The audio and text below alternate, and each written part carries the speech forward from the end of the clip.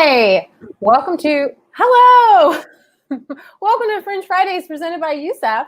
Tonight, we have the co-artistic directors of the Asheville Fringe Arts Festival with us, Katie Jones and Erinn Hartley. Hi, everybody. Hello. Hi. Welcome to the show. What is the, in your opinion, what makes Asheville Fringe Arts Festival stand out? I think that sometimes it's hard when there are two of us. Who's going to talk first? I think what stands out about our festival is that we do a lot of short form pieces in addition to the sort of 45 to 60-minute theater pieces. We have shows that are as short as like 2 to 5 minutes, and we'll combine those into sort of like mini show reviews. And we also do a lot of forms and genres, so it's not really just largely theater. There's a lot of performance art, there's a lot of dance, there's a lot of puppetry and butoh and all that kind of stuff. So I would say both of those things. Erinn, did you want to add anything? I think, we also do something called Random Acts of Fringe that is pretty unique to our festival, where things don't necessarily fit into our regular ticketed events, but we are supporting other artists and performers to come to some of our opening parties and closing parties and some other outside of our regular event type of deals. I have been to Asheville, so I'm so excited to have both of you on the show. I was telling you earlier that my sister went to school at UNCA. Sadly, I have not made it out to one of the Fringe Arts events. I apologize. I'm putting on my list. I know that right now we're in a weird time with shelter in place, so I wanted to make some space to ask the both of you, how has your shelter in place gone? What has it been like for you as new information has presented itself, and how that has affected the arts world or just regular life? You want to go first this time? Sure. So we typically have digital fringe, or we typically have summer fringe nights. We have changed those to digital events. We've had one so far, and we have our next one coming up on July 22nd.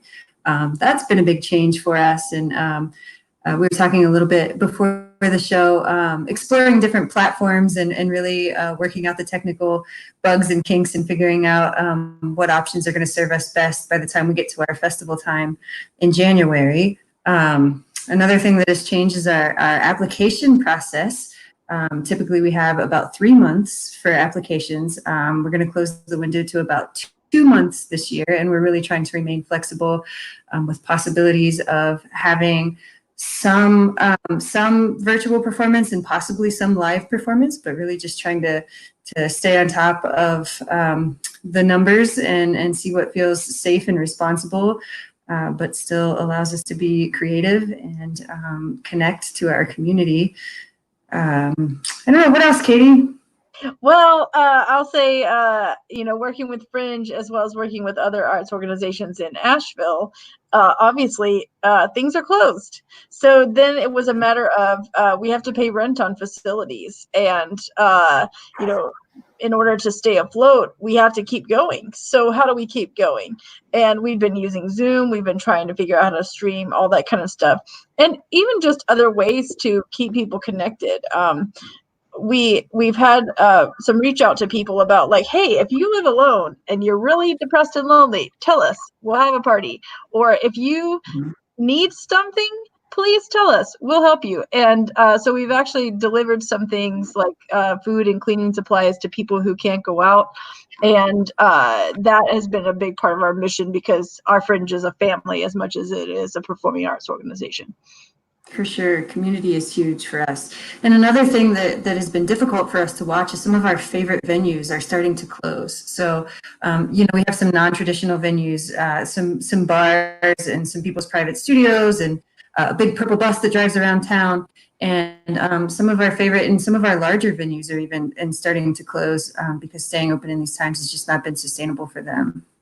So, we've had, recently we just had a brainstorming meeting of what could we do if we do some live events in January, and which venues could we use? And even some of those are still questions for us. So that's been one of the tougher things watching in our community.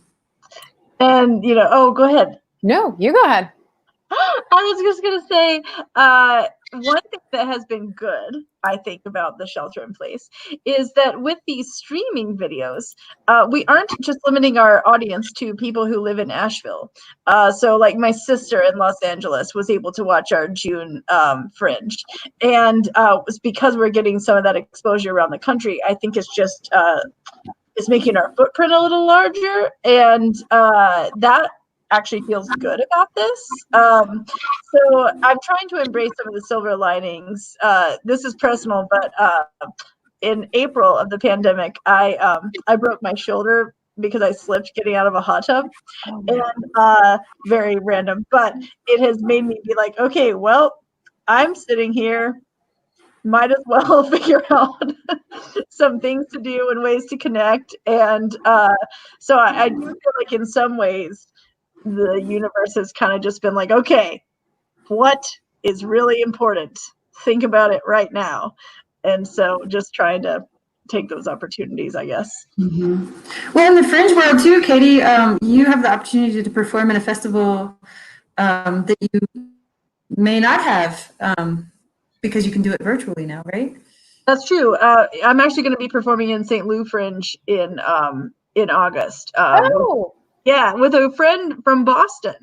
And so we're going to be doing the show together, but never being in the same city. And she's a friend from grad school who I love a lot. And so it's been a very cool opportunity to get to reconnect. Thanks for reminding me about that, Erinn.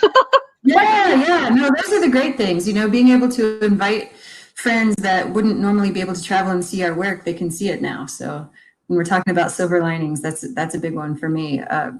Bringing people into our world that probably maybe never would have seen what we're doing. So yeah. What's the show about? I'm curious. What are you digitally taking to St. Louis Fringe? It's called Trainwreck, and it is about redoing the literary canon, because I read the same books in high school that my parents did and that largely their parents did, and it's all old white dead guys. Yep. And so we're doing a toy theater piece where we try to make room for female writers and writers of color. And the way we do that is by assassinating some of the old white male authors. So like we run over Tolstoy with a train, and we're going to push Hemingway, make him walk the plank off a ship, and all these different things. And then give the women writers a place to speak. I love this. I love that.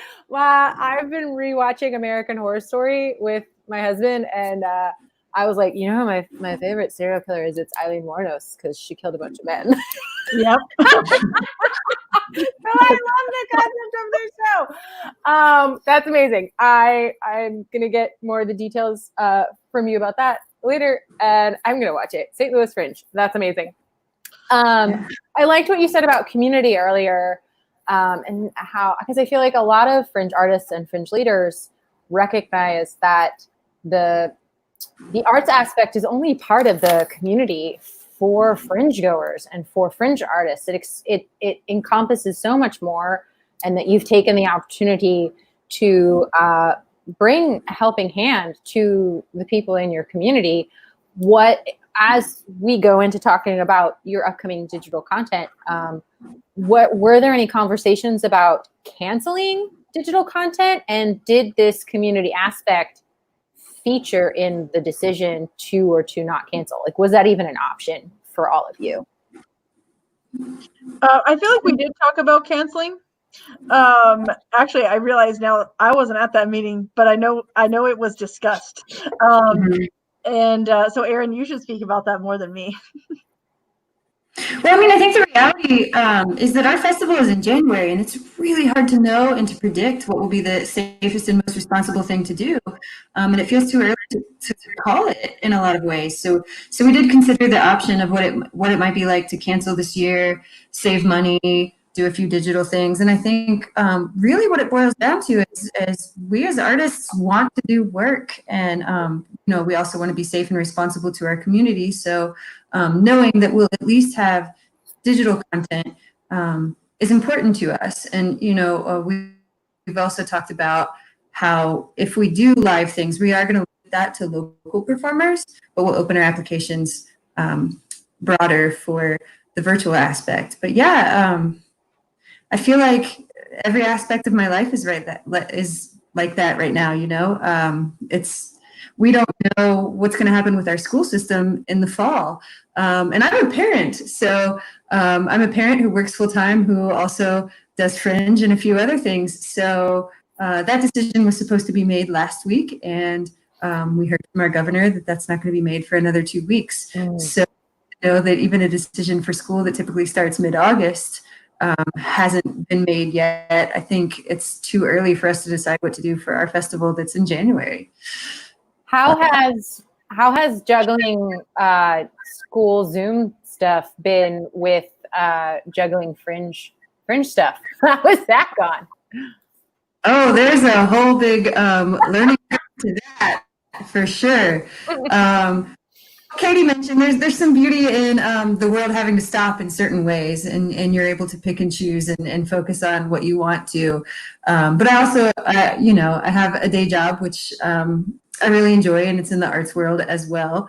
But I do a lot of things. So that's definitely been a challenge to figure out how to separate it all out, ways in which it can overlap, which has been a fun creative challenge. But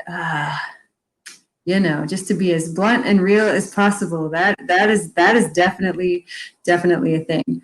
But there's beauty in it too. Again, like I keep going back to the ways that I can bring all of my work to like old college friends or people I haven't seen in a long time, or people's kids now, and outside of my Fringe work. But yeah, it's a balance at all times. How are you experiencing that, Katie? Oh man, well, thank goodness at the moment I don't have any kids. So my cats don't need to go on Zoom for any reason. So it's really wonder why you're home all the time, right? You're still here. Yeah. So anyway, it is. I'm trying to balance the fatigue of being on Zoom all the time and figuring out ways to see friends without a screen. So I've been doing some things with like hanging out with people on porches or in backyards far away from each other, because sometimes I'm like, oh gosh, you know what? I love you, friend, but I can't look at a screen for 3 more minutes. I can't do it. And so I've just found for my brain, I have to get outside and go hiking or do things that like just get me away from here. And then it's easier to take all the stuff that you do have to do on Zoom. So yeah, it's a lot of juggling. It's a lot of juggling and not knowing what is happening next. We only know where we are. So far, I've established you have the big main event Fringe in January every year, and usually have smaller Fringe series events during the summer. And so far, your summer series events have all been digital. And your next one is coming up July 22nd, correct? Digital Summer Fringe Volume 2. Yeah. How do people watch that? Are there tickets? Is it donation based? How do you decide what artists are doing what? Well, so we actually put out an email to our Fringe artist community and just said, hey, who wants to do something? And people responded to us. And we're trying something new for this particular month. We are having people get tickets. They're donation based, so it's pay what you can. But we're having people reserve, and then we're going to do it where we're all in a Zoom room together. Because one of the things that we have found our community particularly craves is the community. So we'll do the pieces, but then we'll have some time afterwards for everybody to just hang out and talk about how it was and what they loved and all that kind of thing. So anyway, we'll let you know how it goes, but that is our plan. Do the mini Fringe series also vary in length and content the same way that the main hub does in January? Oh, yeah, and they're typically a little bit shorter. I'm not sure that we've given folks any specific parameters, but I'd say they're under a half an hour, probably under 20 minutes for the most part. Yeah, for this one coming up in July, we actually have I think like 8 artists performing, and so we're looking at something that's going to be like an hour and a half. Because one thing that we found on Zoom is that people's attention spans are not what they would be in a normal theater, and so you have to be mindful of that. And so I think that several shorter things are better than 1 or 2 long things. I agree. I'll admit to it. After that 30-minute mark on a Zoom call, my mind starts to go, okay, what's dinner? Oh, wait, no, we're still in a Zoom call. Right. Yeah. We've only done one so far, but one thing that I think was really helpful was to have a live host, like a live MC. I think that at least keeps people engaged and it feels like live performance. And that's something we spent some time talking about too, of what's the line between film and theater and live performance and performance art and all of that. So that's been, an interesting conversation for us to fall into too. Are these Fringe Summer Series digital events recorded and then posted for people to watch later, or they only happen in real time over the Zoom call? Well, our first one ended up just by chance, I think, being all pre-recorded pieces. But I think we are aiming to move away from that a little bit. So we had a live host in between each group, and there were a number of us backstage, and that was really fun. But yeah, I think we're hoping to do as much real-time live stuff as we possibly can moving forward. And then, but people can only watch it after they click on the Zoom link. It's not like I could attend the Zoom meeting and then I had a really great time. I can send this link to the Zoom meeting that like my mom could watch later. Is it like that or no? It's like what happens in the Zoom meeting stays in the Zoom meeting. It's that you have okay. to watch. Yeah. And so, and this time people are going to be performing live. And so we're going to try to treat it like this is an ephemeral, one-time only experience. Got it. Got it. Yeah. It has been interesting to watch how artists choose to do pre-recorded or live content, like what best suits them. I know Frigid, the organization that I work closely with, has some pre-recorded things, and they just started doing something called this is Fringe Fridays. They have Frigid Fridays, where they've put up cameras in one of the theater spaces. So the host is live in the theater space by themselves, and then using StreamYard, they will filter in other people, whether it's pre-recorded stuff or they're also live, but they keep cutting back to the live host. It sounds like your Zoom sessions are similar in that nature. Yes, cool. That's exactly the kind of thing that we're going for. It'll be more people from their own homes. But I know that one of the things we're hoping to do is actually get people in a space and be able to do that as well. And this is only the second in the Summer Digital Fringe series. There's 2 more after this in August and September. Did I have that right? There's one in August for sure. And depending on how things go, we may or may not do one in September. Got it. And this is generally to drum up excitement and interest in submissions. Yeah. And your submission process hasn't started yet. Is that correct? July 22nd is when it's no. Mm-hmm. Yep. Sorry, my notes are in my handwriting. You mentioned earlier that one of the positive takeaways from Shelter in Place and transitioning over to digital work was that you are drawing in people from all over the world, really, not just from Asheville and the surrounding area. Is that something that you see yourselves wanting to incorporate once we're in the after times again? Is there any part of this digital new world that you have liked and you thought, yeah, I have ideas for how that can work with an in-person Fringe again? Well, one of the things that I think is that I at least would like to keep streaming, because I think that, first of all, when we do come back in whenever we do. I think, yeah, who knows? But I do think that audience capacities will be reduced at first, right? So you're going to have like half empty theaters or third capacity theaters. And so the streaming still allows people to see it, even if they're not comfortable being in a theater space yet. So that I think is important. And I do think it's cool that we can reach a larger audience. And by streaming, you just give that opportunity. And with a lot of Fringe pieces, as long as you have the artist's permission, I think it's a great thing to keep doing.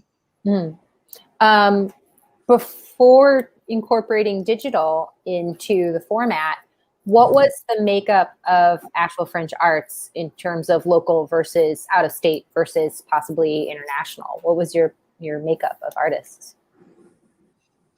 For artists, it tended to be more like 60-40, so like 60% Asheville, 40% out of town. That's a good Our mix. past one in 2020 was actually 50-50. Okay. Yeah, and we have had some international artists. This past year, we had some artists from Mexico who were amazing. We've had artists from England in the past, and so we do have a little bit of international reach. We have a good many people who come from New York or LA, and that kind of thing, and then all random places around the country. So, which is part of the beauty of Fringe, is that you're getting a community, people, and not just that community, but members from other satellite Fringe communities together, and then they're all collaborating and talking about ideas. It's I don't know. That's what drew me. It's one of the things that drew me to Fringe. I don't know. Oh, it's the most amazing thing. Your submission process for Asheville Fringe Arts Festival, it's adjudicated. Could you talk a little bit about what that process is like for artists, what they can expect to submit, either going forward now in your digital transition, and how that compared to the before times, as I'm calling it? Go for it, Erinn. Okay, so I mentioned before, we are keeping our in-person live options to locals this time around. Anyone can apply to be digital. We're asking folks that if they apply for an in-person piece, if they are able to switch to digital or not. So that's new for this year. We ask folks to self-identify what genre they might be doing. So Katie mentioned earlier on, we're not just strictly theater, but we're open to performance art and dance, and we've had a few operas and a little bit of stand-up comedy, and a pretty broad range of things. We ask folks to self-identify what they feel like their piece is. Something we've done for a long time now is offer the opportunity to do really short pieces, which we call Fringe shots, to sort of mid-length, like 20 to 30-ish minute pieces, to full-length shows, which we limit to 60 minutes to 1 hour. Let's see, Katie, help me out here. Yeah, that's pretty much the parameters. And then what we do is we get together, our adjudication committee involves the Fringe board, and then also some other art makers and venue owners from around town. So we all get together and talk about not just like, do we like the piece, but where do we see it? Would it be a good fit for this venue or that venue? Because, for example, we don't have a lot of capacity to do aerial work in our Fringe just because of the way our venues are. And so there could be a great piece, but we're like, oh, dang, we can't do aerials. So we just let them know up front, But then, we think about things like that, and then what will appeal to our Asheville audience. And one of our questions is always, is this fringy? And by that we mean, is it pushing boundaries? Is it experimenting? And essentially taking risks? And because there's lots of great theater out there, but we don't necessarily want something that it has been done 400 times already. We're looking for things that are new and really, trying to make a difference. Yeah, I think it's really important to us that our artists are pushing their own boundaries and their own limits, and we recognize that can be different for different groups and artists, but that's definitely a really important part of our festival. Another piece of our festival too is artist development. So while we want, really polished and solid pieces that are pushing the boundaries, we also want up and coming artists to be able to explore what it's like to put a piece on stage live, and really want to do what we can to support new artists in their learning process, and or older artists trying something completely new and out of their comfort zone. So there's definitely a balance of artist development and our returning community, and some really some pieces that have traveled around the world. So I think we try not to have an overabundance in any of those categories, but to make sure that we have a really good spread of all of those types of things. Is artist development also handled separately from submissions, or it's just something that you ask folks to note on the submission and then you keep an eye for it, or is like a separate application process for up and coming early talent? It's relatively, yeah, it's all the same. It's kind of internal for us, knowing and discussing, like, this artist has a lot of potential. We might take on helping them develop their piece a little further if we can see that it could be really strong, but they might not have experience and they might need a little bit of guidance. So, for example, like we had a piece a couple years ago with this young man who was brilliant, but very disorganized. And so we gave him a coach and had that person just help him every week go through, okay, what am I doing? And usually she would say, wow, you're doing way too much. Why don't we scale some things back? And his piece ended up being really good, but I think that the guidance was what helped that manifest. And so we like to do that when we can, because part of our mission is growth. You read my mind, because that was going to be my next question, is like, oh, were there any productions or artists that stood out that you could, and you were like, there's this one person and they're really great, but and I loved it. It was great. Yeah, I know when I first started my journey with Fringe, oh boy, I was also very overcomplicated and a little disorganized. And I've sat on some panels, and it's a frequent question from newer artists. It's like, well, what about this and what about that? And I and other artists on the panel are always like, why make things harder for yourself? Like, you don't need those props. If multimedia is not part of the meat of your piece, it's okay to get rid of that. Like, do what is central to you and the spirit of the piece. It's definitely that first hurdle when you're new to the world. Oh yeah, and one of the things we do with Fringe too sometimes is we'll have panels with Fringe artists from Asheville who have taken their pieces to other fringes or other festivals in general. And one of the things they always preach is simplicity and self-sufficiency. And so we're trying to work with younger artists or emerging artists to get to that point. Because at our Fringe, we're happy to help you. We've got a staff and we're going to be like, all right, let's tackle this, But sometimes you go to a place where you don't know anyone and they really expect you to just set up your stuff and do it. And so we want to make sure that our Fringe babies, as we call them, go out into the world with success. I just love this little image in my head of Fringe baby, go out into the world now. We've given you the tools. I love it. So the festival is adjudicated, and you are not BYOV. You have your own venues, and we were talking about this earlier. And Katie, you mentioned you used the phrase.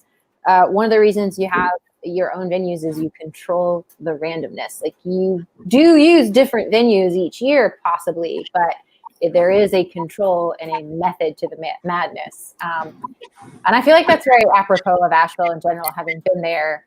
It is a place where there is a lot of madness, but it is a kind of like community organized madness where everyone's just kind of there, I don't want to feel like I need to make a joke about a drum circle, but it's real. Community sanctioned madness. Yes. Oh boy. Erinn, you mentioned random acts of Fringe earlier, and I love that concept. How did it? Correct me if you mentioned this, but I forgot it. How did that get started? What was the beginning of Random Acts of Fringe? Oh, I'm not sure I can speak to what the beginning was, but and Katie probably could. But sometimes people will apply to be a random active fringe. They've been around our festival, they understand what that means.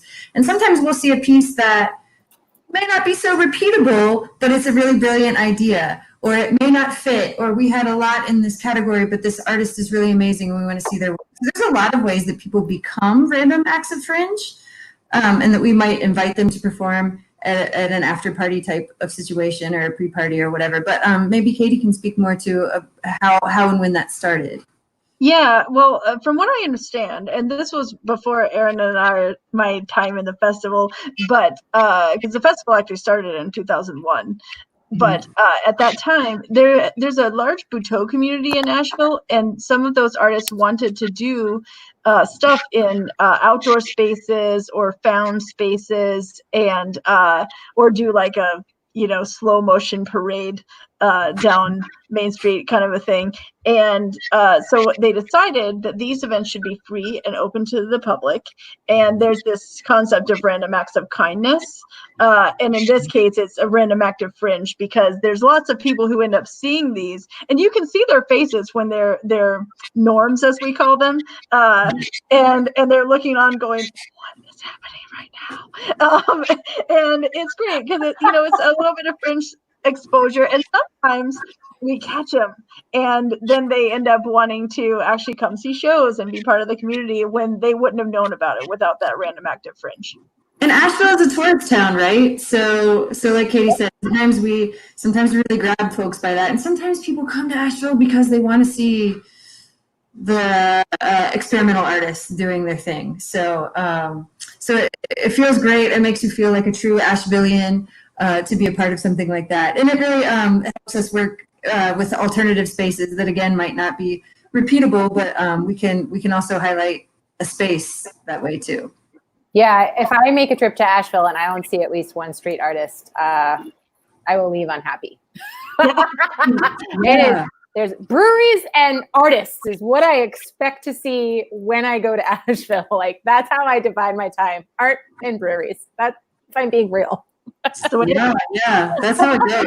Well, the other perk we should mention, not to derail because the breweries are definitely a thing, but the random acts of fringe are also free to the public. So that's another way to make sure that we're being accessible to everyone. So folks can come see that without being They're expected. often some of my favorite parts. Like in 2020, we actually had a piece that was set in a laundromat, and the artists actually washed clothes while they performed, and they danced on top of the laundry machines and banged on them, and did.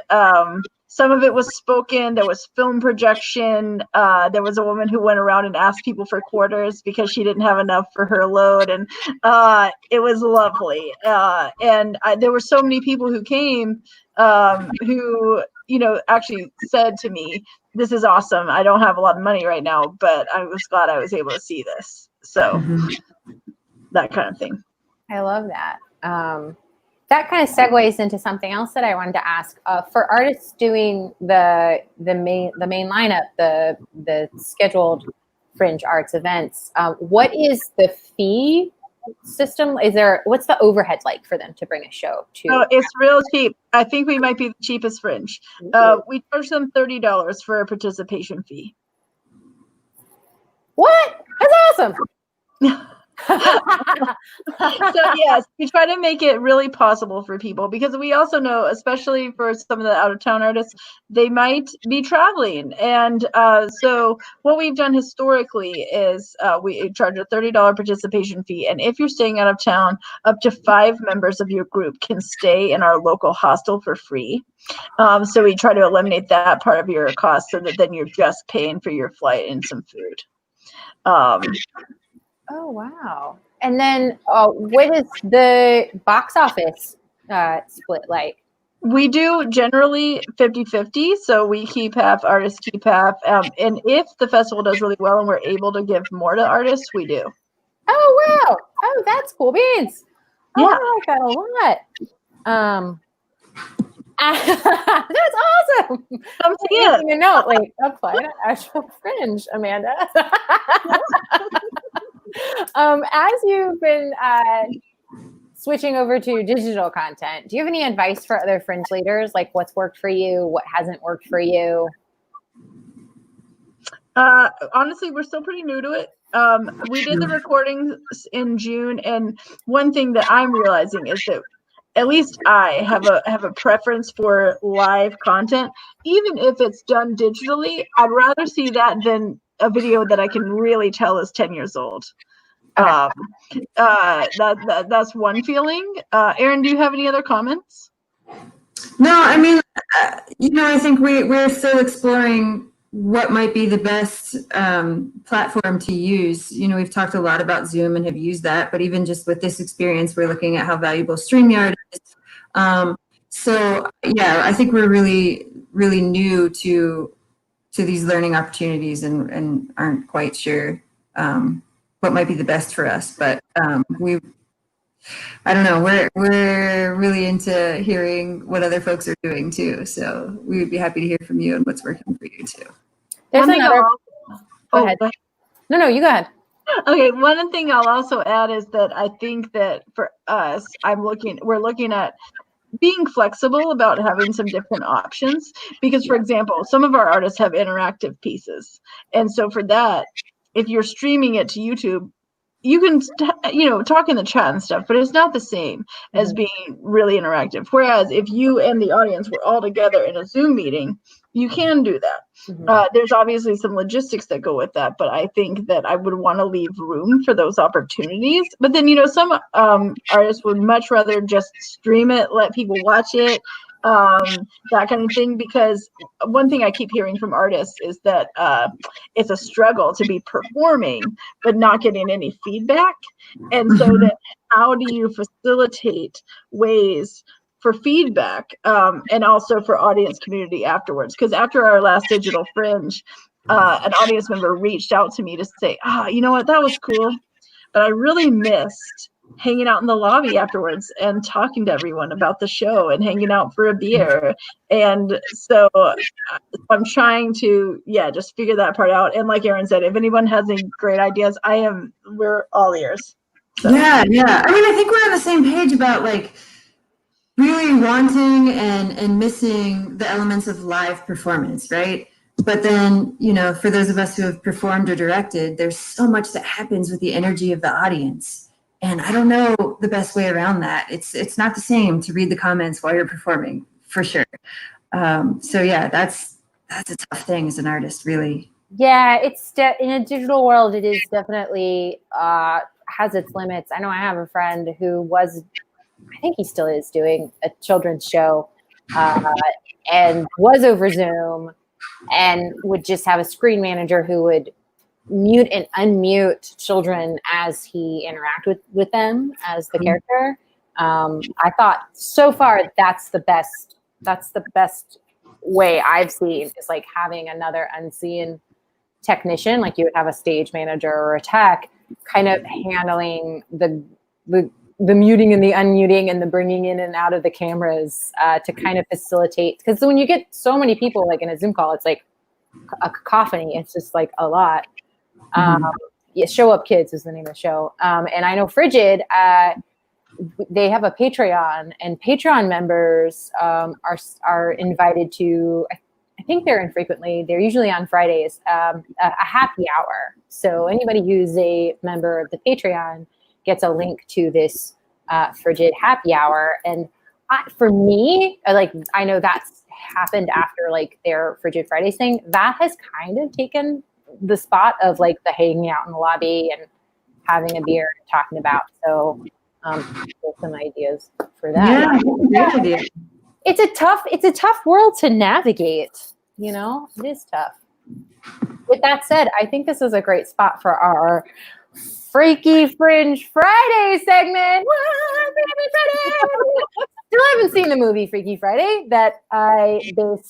You're missing out. Here's my segment. I came up with it. Haven't seen the movie yet. So, Chloe and Erinn, if you could switch positions with any Fringe leader in the world, who would it be and why?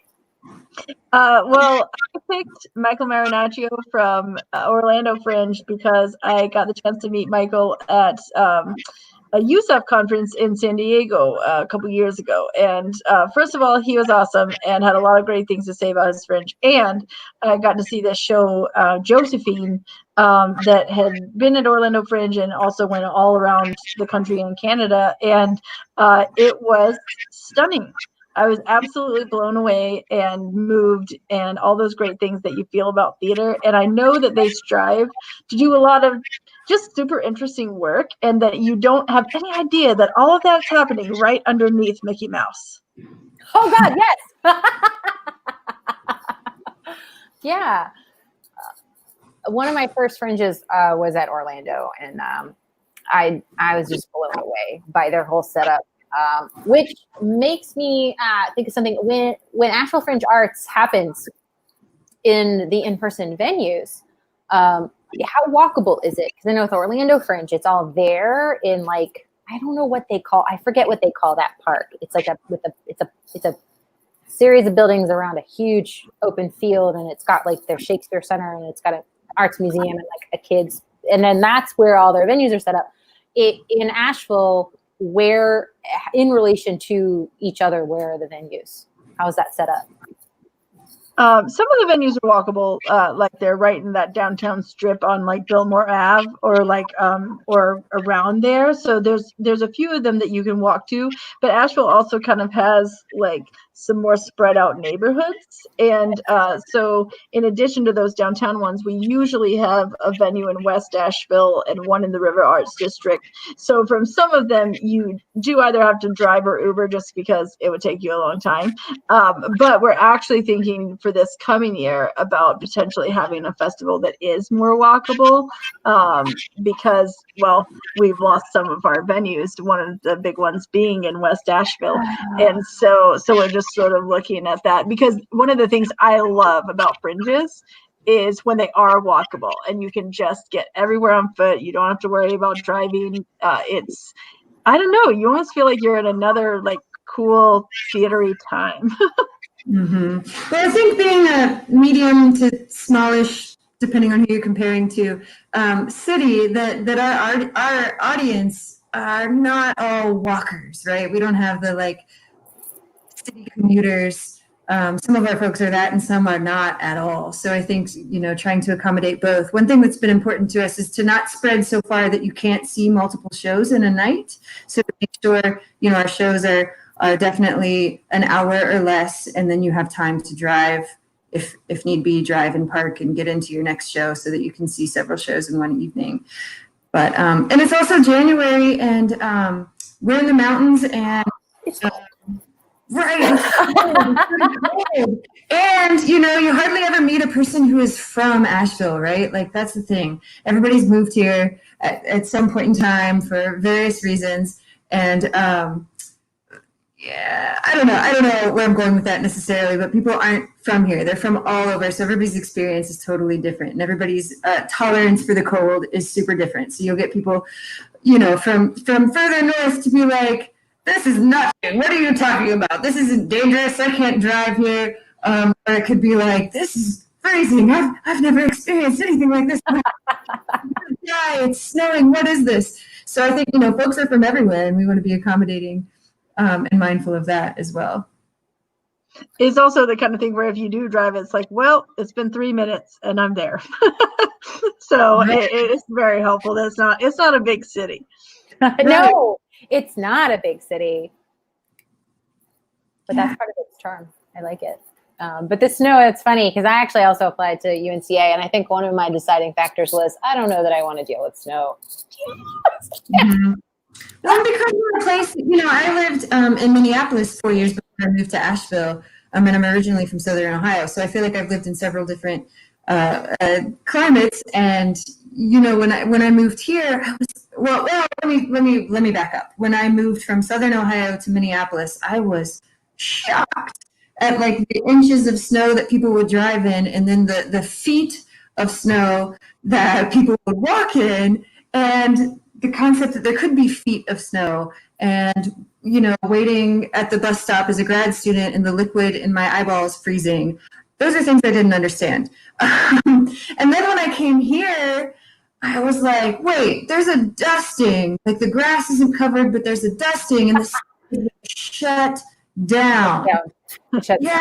Then I will defend my Southerners and my fellow Ashevilleans because it's not a place that snows all the time and that receives snow like some place like Minneapolis. Then we aren't as equipped to make the streets safe for folks. And here you could drive not so far away and slide off the edge of a mountain. So I totally get it, but it was a learning curve for sure for people's tolerance to the weather. But yeah, we bring people in from everywhere, so I think it's important to remember that.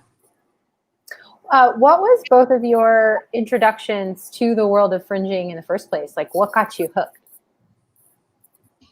Well, I started doing fringes when I was living in Chicago. I lived there for 8 years and did a lot of theater. And so I, with a little company that I had at the time and still have called Wishbone Theater Collective, we did shows in Chicago Fringe in its earliest years and loved it to pieces. And so then we went to Edinburgh. I lived in Boulder, Colorado for a while, did the Fringe there, LA Fringe. But Chicago was that thing that got me really hooked because it was a walkable festival. You could see anything under the sun. If you wanted to see 6 shows in a night, you could. And it was cheap. You could, a show was $10, $5. And it was just such a great community. And they had this little coffee house that was like their headquarters, and everybody got to hang out. And so you got to meet artists from all over the place. So yeah, I was hooked pretty immediately. Yeah, well, my first exposure to Fringe was when I was in grad school at the University of Minnesota. And their Fringe is very different than ours, but it's, a really neat and fun experience. But I'd say what really got me hooked is when I moved to Asheville. And I have told our former co-artistic directors, Jim and Jocelyn, a few times, like, this is what saved me in theater, I think. When I moved to Asheville, I was looking for something that wasn't so mainstream. I worked at a couple of theaters doing some design gigs and a few other gigs here and there. And, I liked what I was doing and I was meeting interesting people, but there was something that really felt like it was missing. I moved here in the fall of 2008 and January rolled around and I was like, Fringe Festival, what's that about? And something said Asheville Freak Theater. And I was like, what's that about? And, Asheville claims to be a city full of weirdos and experimental folks and so forth. But I just really wasn't seeing it in the way that I wanted to in the theater world. So in 2008, I went to the Asheville Fringe Arts Festival and fell in love. I was like, this is it. My people are here. It's real. It is here. I can stay here and I can still be a theater person. All right. And then, a year later, I was running my own experimental company in town, Anamkara Theater Company, and we, for many years, applied and were Fringe artists and just became a part of the Fringe community. And from there, I found myself as being a venue director to the producing festival director or managing festival director to this position with Katie as a co-artistic director. So, I joke, but not joke. I think the Asheville Fringe Arts Festival saved me as a theater person, which is like my lifeline in the world. So, yeah. I love that story. Do you still manage your own experimental theater outside your duties as an artistic director?